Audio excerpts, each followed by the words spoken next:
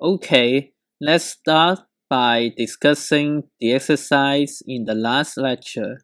Question 1 is about separable equation, and we just move y to the left and dx to the right and integrate both sides.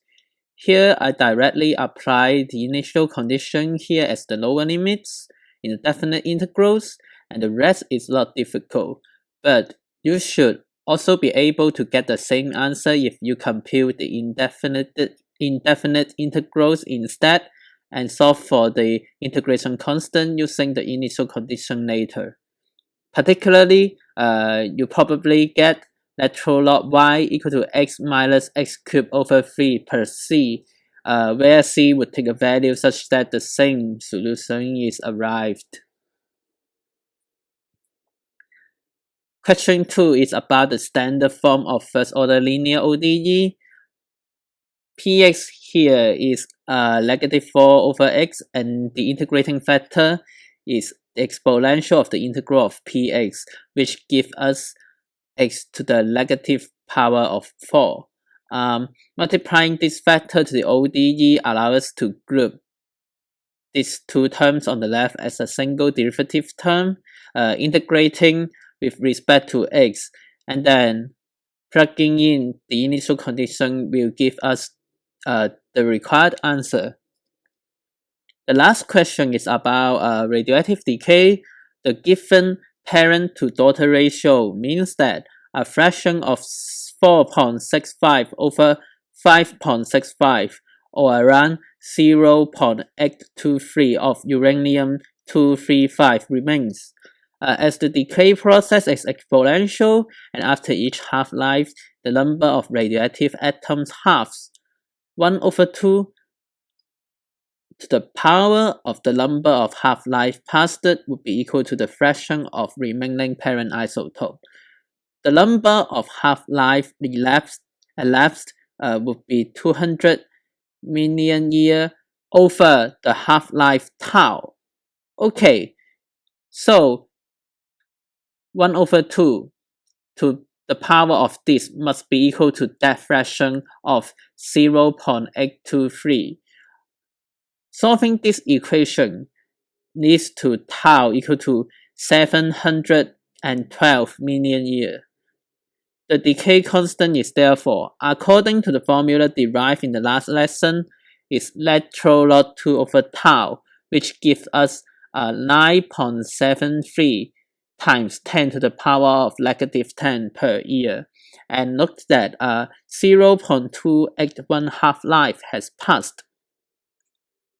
After going through the take-home exercise, we can start the second part of first order ODE topics. We would discuss a new form of first order ODE, which is called exact equations. We then generalize the notion of integrating factor to solve such exact equations. Finally, a special class of first order ODE, the Bernoulli's equation, and an example of first order ODE in atmospheric science would be mentioned. So what is an exact equation? It is a more general form of first order ODE, which can be written as m dx plus n dy equal to 0, where m, xy, and n, xy are some functions of x and y. Let's also assume m equals to partial f partial x and n equals to partial f partial y, where fxy is another function of x and y. Well, if you don't know what partial derivatives are, then you probably need to check them out first.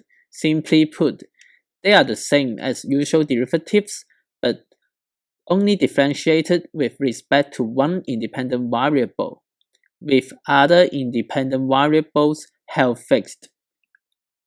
Then, the ODE would become partial f partial x dx plus partial f partial y dy equal to 0, and by chain rule for multiple variables, the left-hand side is simply df, so it becomes df equals 0. Df here is known as the exact differential. Integrating yields fxy equal to some integration constant c, which would be a family of solution curves.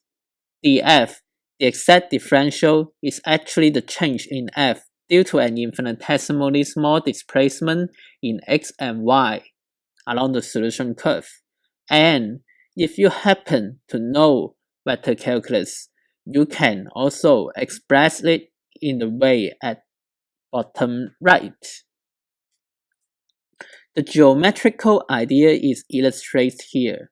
The change in f, delta f, by moving from xy to x plus delta x, y plus delta y is contributed by two terms here. The first term would be the product of the rate of change in f with respect to x and the change in x, and similarly for the second contribution, but in terms of y. But as we have to move along this f xy equal to c curve, and c is constant, and this must be 0. Delta f has to be 0 because f is a constant. As the displacement becomes infinitesimally small, then this discrete form is reduced to the equation we have just arrived. So this type of ODE is known as exact differential equations because df is called the exact differential, as I mentioned. Comparing an arbitrary equation in form of m dx plus n dy equal to 0 and the required exact form of partial f partial x dx plus partial f partial y dy equal to 0, it is required that m have to be partial f partial x and n have to be partial f partial y. And by Clairaut's theorem, the order of partial derivatives actually does not matter under some mild conditions. Therefore, we will have partial y, partial f partial x is equal to partial x, partial f partial y. Plugging these two expressions into this equation, we must have partial m partial y equal to partial m partial x. Using vector calculus notation, the curl has to be 0. Let's see an example where we have to solve 3y dx plus 3x plus 2y dy equal to 0. First, let's check if partial m partial y equal to partial n partial x. Direct evaluation shows that they are both free, and hence it is an exact equation. If we integrate m with respect to x and m with respect to y, we can retrieve the form of f. These two expressions have to be equivalent for consistency. Here, integrating m dx gives 3xy plus gy, where gy is an arbitrary function of y. This is different from the case of integral involving one independent variable only. Since there are two independent variables, x and y, integrating with respect to x would not give a simple integration constant, but a function composed of y only. So this is gy. Okay, you can verify this must be the case if we apply the partial differentiation as an inverse, and I recommend you to try this as a small exercise, and similar calculation is carried out for the second integral of y. And by comparing these two expressions, we can conclude that f can be 3xy plus y squared, and the general solution is therefore the family of curves described by 3xy plus y squared equal to c. If the initial condition is x1, y1, then c has to be 4. You can see the corresponding family of solutions in this diagram. The initial condition is drawn as a red dot here, at which the red curve pass through. So the red curve is the required solution. There are a set of contour curves, and the initial condition determine the red one will be the match. Okay. However, if you remember the caveat discussed in the last lecture, since such a hyperbola occurs in a pair like this, there are two portions of them, and actually only this portion, the upper portion, would be the valid solution. Now comes an exercise, and solve the following exact equation. 2xy squared plus 1 dx plus 2x squared y minus 1 dy equal to 0. You should take out your pen and pencil and attempt this exercise. Okay, if you have finished the exercise, let's see the solution. First, we check the exactness again, and both partial derivatives here use 4xy. Doing the same as the last example and compute int m dx and int n dy, we have these two results for some arbitrary gy and hx. Comparing allows us to choose g is minus y, h is x, and hence f is x squared y squared plus x minus y. The answer should be x squared y squared plus x minus y equal to some integration constant c. Sometimes, many other first order ODE happens to have the form of m dx and n dy, m dx plus n dy equal to 0 as well, but they fail to be exact. We can approach by assuming that there is an integrating factor as before, so that mu m dx plus mu n dy equal to 0 is exact. The integrating factor mu is required to fulfill the following condition. If the new equation has to be exact, then we must have partial mu m partial y is equal to partial mu m partial x. By product rule, we expand them and obtain this messy equation. You may wonder why bother turning an ODE problem into a more complicated PDE problem. You see, there are 4 partial derivatives there. But actually, we can simplify by considering 2 limiting cases only, where mu depends on either only x or only y. For the first case, we assume mu is mu x, and if mu is a function of x only, then this term will vanish, and this is what remains. After some rearrangement, we will get this.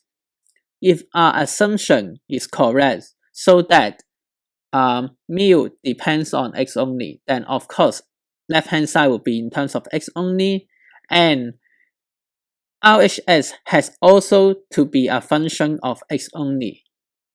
If it is not, then mu would not have the form mu x and our method fails. But if we are fortunate enough, our right hand side is indeed a function of x only, then the PDE becomes an ODE, because this is only a function of x, and therefore we can use the normal letter d here instead of the partial one. Integrating both sides gives the required form of mu x as the following. Okay, mu x will be an exponential of this integral. We can also have another similar expression for the case where mu is a function of y only.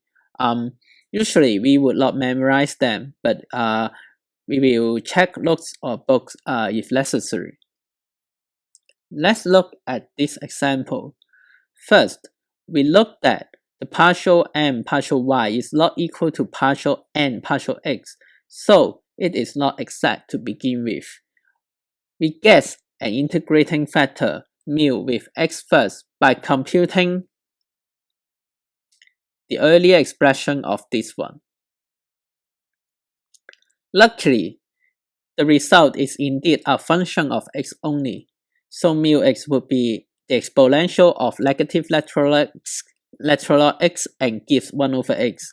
Again, the integration constant here is not important. The next step is obvious, multiplying 1 over x to the original ODE, and it becomes 2x dx plus dy equal to 0.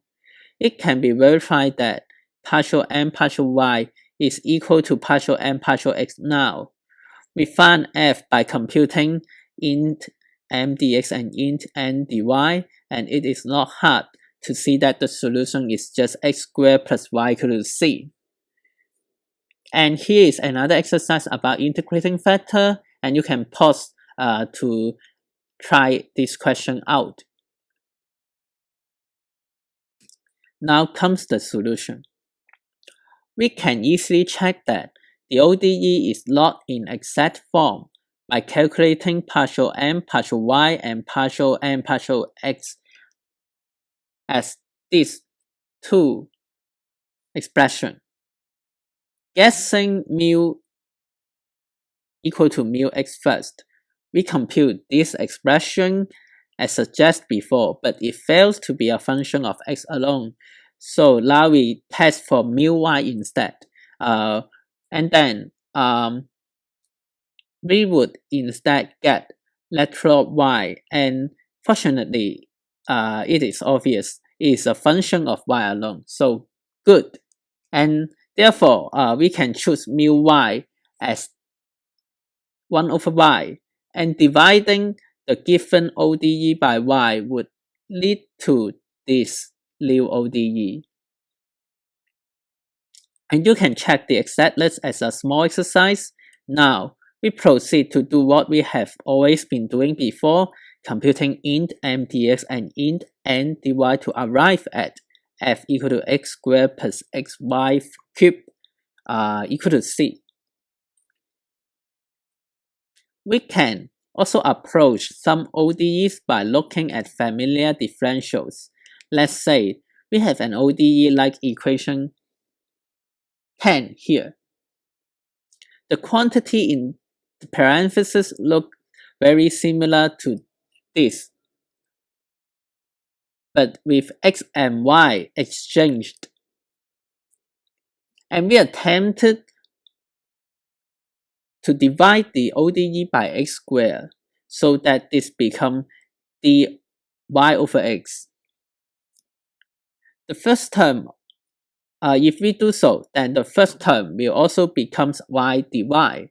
So this transforms the equation into y dy minus dy over x equal to 0. If we move dy over x to the right and integrate both sides, it will give the general solution as 1 over 2y squared equal to y over x plus c. And you can of course moving back the y over x term to the left to get this expression, to get this equation.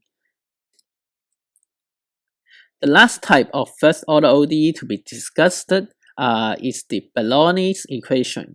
This looks like the standard form, but actually on the right hand side there is a factor of y